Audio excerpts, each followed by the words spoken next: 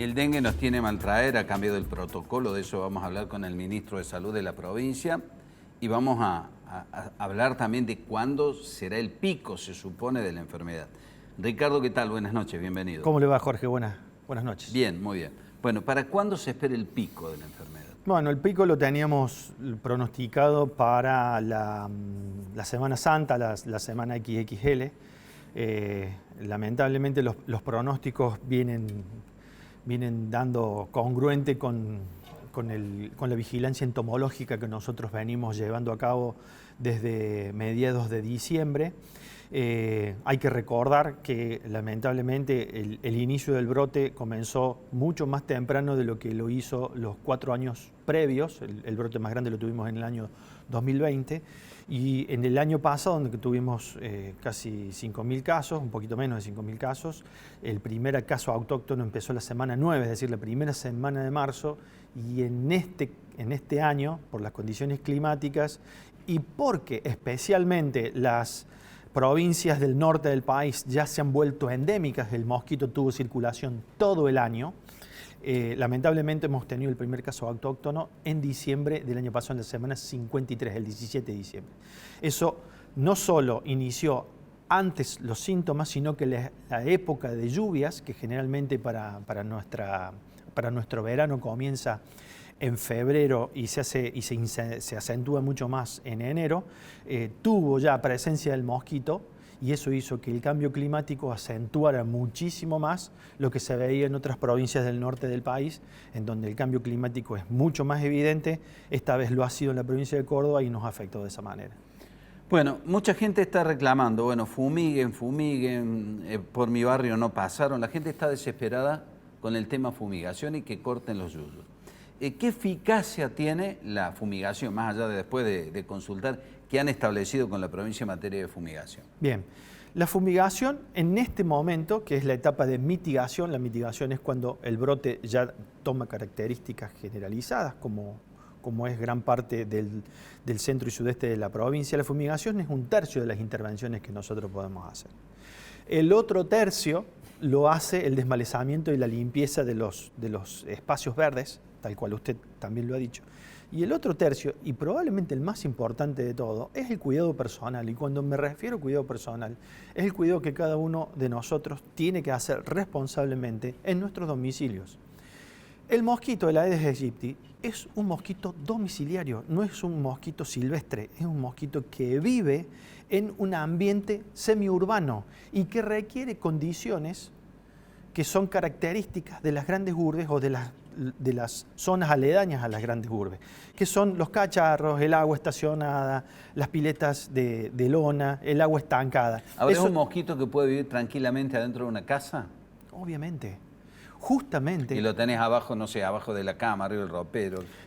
En los lugares donde más oscuridad usted tiene es donde más mosquito va a haber. Entonces, en los lugares donde usted no entra regularmente, como pueden ser depósitos, garajes, baúles, piezas de huéspedes que usted generalmente no ambienta o no limpia correctamente, el mosquito en condiciones de oscuridad, porque son lugares que usted generalmente no usa y no ilumina, el mosquito se puede asentar y puede permanecer. Recuerde que el mosquito tiene un radio máximo de 100 metros y una altura de vuelo de 60 centímetros. Entonces, hay que cuidarse mucho los momentos tempranos de la mañana y el atardecer, que es el momento en el que el mosquito está más activo, y sobre todo cubrirse todo el cuerpo, brazos, pero sobre todo las extremidades inferiores, que es donde más pica. En general ataca, de la cintura para abajo.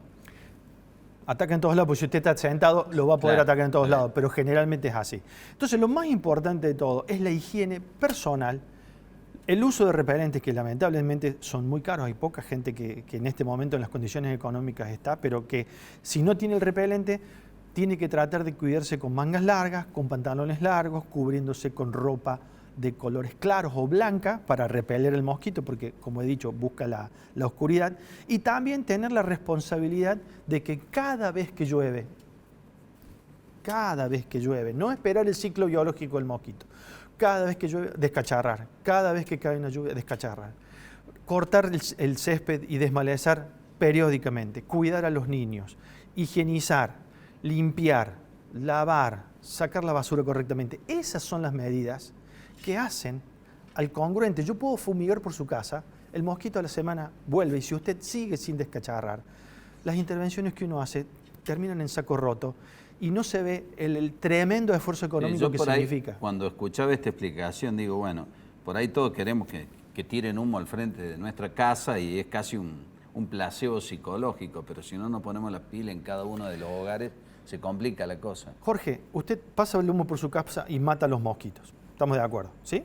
Lo tiene que hacer regularmente. Si usted no hace todas las otras cosas, usted regularmente tiene que pasar el humo por su casa. Y no pueden pasar por todos los barrios todos los días. Y no se puede. No hay Entonces, posibilidad tenemos material. que asumir la responsabilidad. Y yo quisiera dejar otra cosa que es extremadamente importante dejar en claro. No comparemos este brote con el COVID. No tiene nada que ver. El COVID era una transmisión entre usted y yo. Yo le repartía mis gotas de saliva a usted y usted se contagiaba por el inóculo que yo tenía. Entre nosotros dos tiene que haber un mosquito para que si yo estoy enfermo, usted se pueda contagiar. Yo le puedo abrazar, le puedo dar besos, todas las cosas que no podíamos hacer con la pandemia en este momento. Sí, Si yo vuelo de mate, fiebre, sí. si yo vuelo de fiebre, usted me puede cuidar las 24 horas sin ningún tipo de problema mientras no haya un vector entre el medio de los dos. ¿Y eso cómo se hace? Descacharrando, sacando el mosquito del medio de su casa. Es la única manera en la que nosotros podemos ayudar todas las intervenciones, porque una vez que el mosquito está volando, sí el humo. Pero el humo mata a los mosquitos volando, pero los que son larvas a la semana vuelven a pasar y tiene que volver a pasar el humo. Entonces, es prioritaria la conciencia ciudadana que todos nosotros tenemos que tener de tener la absoluta responsabilidad de cuidarnos a nosotros mismos. Y son las intervenciones en el domicilio que cambian el futuro del vector. Bueno, hay como una sensación de que todos subestimamos el tema del dengue. Bueno, uno escucha hace mucho tiempo dengue, zika, chikungunya, bueno, enfermedades subtropicales. Es como que no le dimos demasiada bolilla. ¿Desde el Estado no sucedió así? A mí me parece que no. Y yo me remito a las pruebas, porque nosotros el 17 de diciembre Sí. anunciamos el primer caso autóctono. Y desde el 17 de diciembre, si usted hace la investigación periodística que corresponde, todos los jueves salimos, todas las semanas hicimos las intervenciones. Fuimos en el mes de enero a todos los lugares cuando estuvieron los festivales, fuimos a Cosquín, fuimos a Villa María, hicimos los bloqueos, conseguimos todos los proveedores que teníamos para poder contener con los recursos que Nación había cobrado. Recuerde que la compra de venenos es nacional y se hace después la distribución a cada una de las provincias, con todos los medios que nosotros tuvimos en ese momento. Pero me parece que se menospreció el hecho de que alarmamos a toda la población, dijimos, el primer caso fue el 17 de diciembre. Y para enero ya teníamos varios fallecidos todos los jueves los comunicamos y le pedimos a la gente que por favor tomara la conciencia que hacía falta y empezamos a pronosticar este brote a fines de enero. Ahora, ¿a este mosquito se lo va a llevar el frío?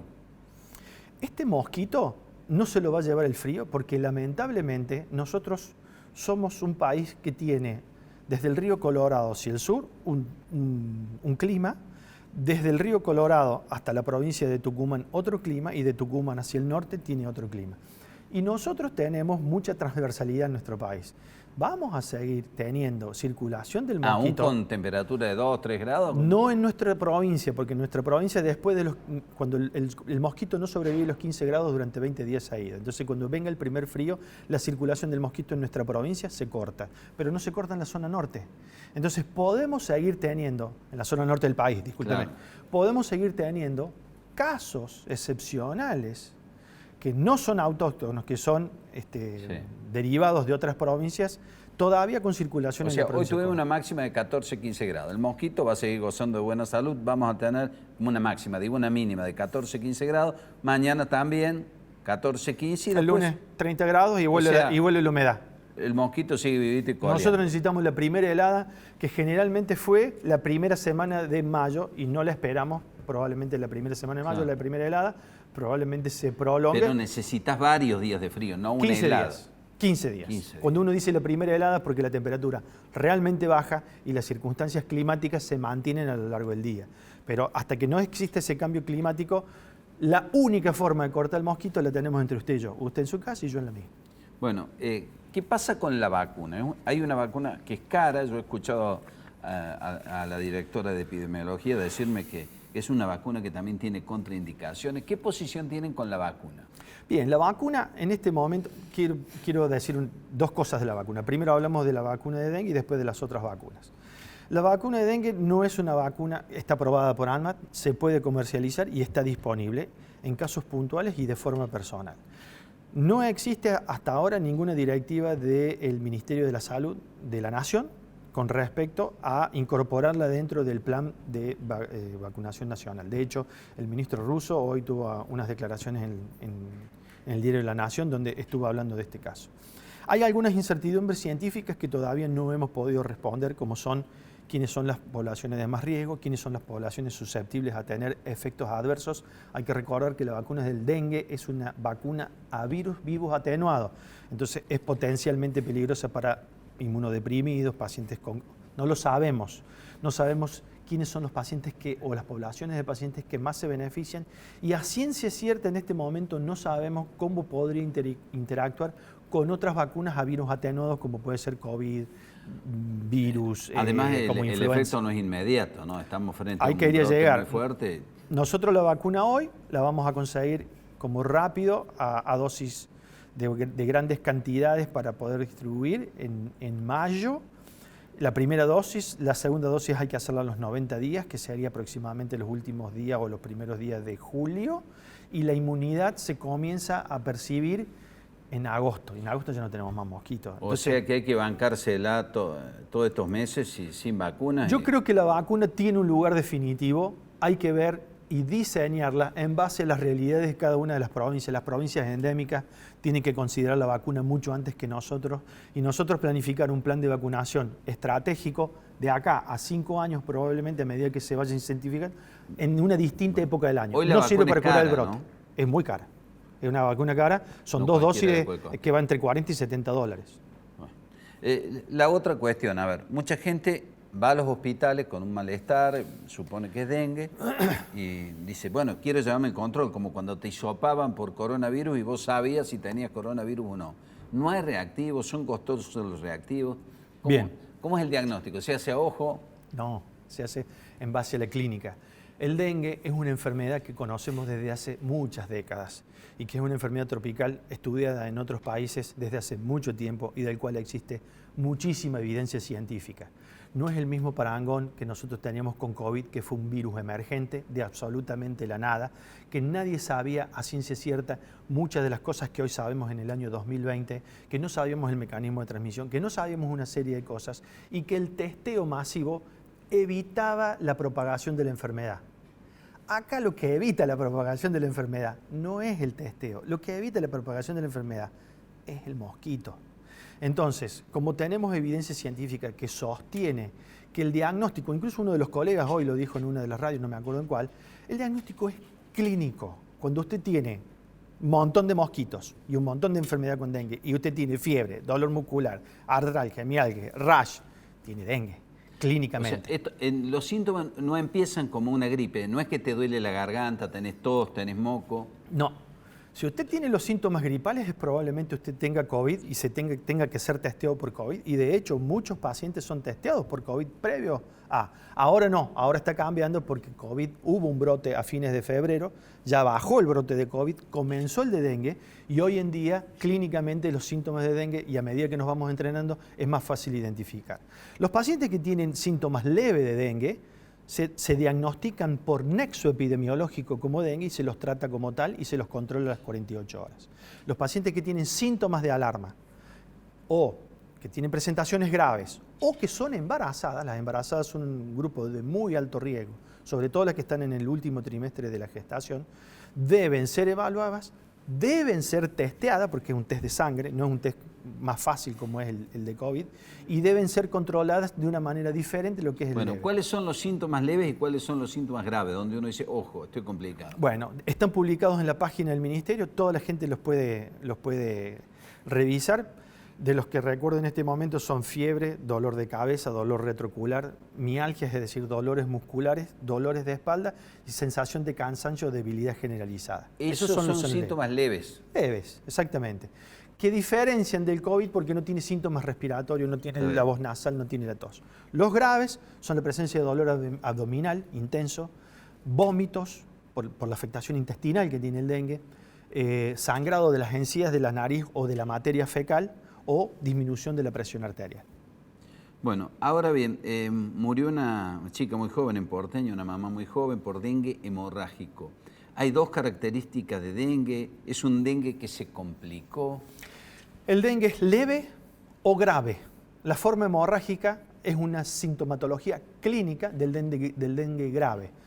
Hay que tratar de erradicar el dengue, o como se llama, hemorrágico. El dengue, cuando sangra, es porque el paciente tiene manifestaciones clínicas graves. Y lo que hay que hacer es no llegar a eso. Bueno, ¿está determinado, se sabe cuando alguien hace dengue grave? ¿Tenés que tener patologías previas, patologías preexistentes? ¿Depende del cuerpo, la edad, no sé? Depende de una serie de cosas. Sin lugar a dudas, dengue grave hay un montón de factores. Probablemente el más importante de todo tenga que ver con el inóculo. A modo didáctico, para que la gente lo entienda, no es lo mismo que te pique un mosquito a que te piquen 1.000.000 de mosquitos. La cantidad de virus que uno va a tener en el cuerpo es diferente. No es lo mismo las personas susceptibles genéticamente a la enfermedad. No es lo mismo los menores de 2 años. No es lo mismo los mayores de 65 comorbilidades. Las mujeres, ¿por qué? Son de alto riesgo. Las mujeres son de alto riesgo por lo que le pasó a esta pobre muchacha de Porteña, porque las mujeres en el último trimestre tienen la posibilidad de parir o de ir a una cesárea de emergencia, como fue este caso. Esta chica, lamentablemente, tenía una forma grave de la enfermedad. Intentaron no hacerle la cesárea bajo todo punto de vista para no exponerla al sangrado que significa una cirugía en las condiciones de dengue, pero el niño comenzó a sufrir dentro del útero lo que se llama sufrimiento fetal agudo y hubo que intervenirla de emergencia para poder salvar la vida del niño y lamentablemente muere de una complicación hemorrágica de la cirugía. Bueno, qué delicado ese tema. Por lo pronto entonces el pico va a llegar después de Semana Santa. Yo creo que el pico está muy cerca, estamos a menos de 10 días del pico, probablemente el fin de semana largo esté razonablemente atenuado porque va a haber mucha movilidad y se espera que haya mucha gente que se tome un par de días de vacaciones, así que sin lugar a dudas no vamos a tener la misma presentación que tenemos, van a ser días feriados, pero estamos esperando un estrés importante del sistema en ese momento. Vi que decidieron no declarar la emergencia, no sé en qué cambiaría declarar la emergencia o no, si es una formalidad. Esa es mi anteúltima pregunta y la última hago estas dos. Si ustedes le sugieren a la gente que no esté al aire libre, no sé, que no salga a correr, que no salga a hacer ciclismo, trekking, jugar al fútbol. Bien, la primera. La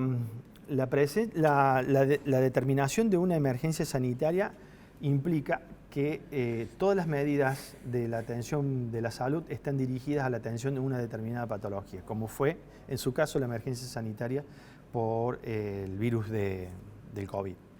En ese caso usted tiene que posponer, y fue lo que pasó, y sufrimos severas consecuencias con respecto a eso, el tratamiento de un montón de personas que en este momento tienen condiciones muchas. Se ocultaron. Bueno, no sé. ¿Qué pasa? Dengue estresa el sistema de salud, obviamente, y uno no puede ser tan necio de decir que eso no ocurre. Pero el 95 al 97% de los casos tiene una presentación leve que si uno consulta temprano puede controlar la enfermedad. Y eso, de alguna manera, vamos a intentar controlar todos esos pacientes para no hacer que los otros pacientes tengan que postergar sus tratamientos de cáncer, su cirugía, etcétera, etcétera, por una enfermedad que en el 97% de los casos no es letal. Se puede controlar si uno interviene tempranamente y correctamente y que tiene una mortalidad del 0,1%. Entonces, si usted decreta la emergencia, va a tener una mortalidad muchísimo mayor de las patologías que está atendiendo hoy en día.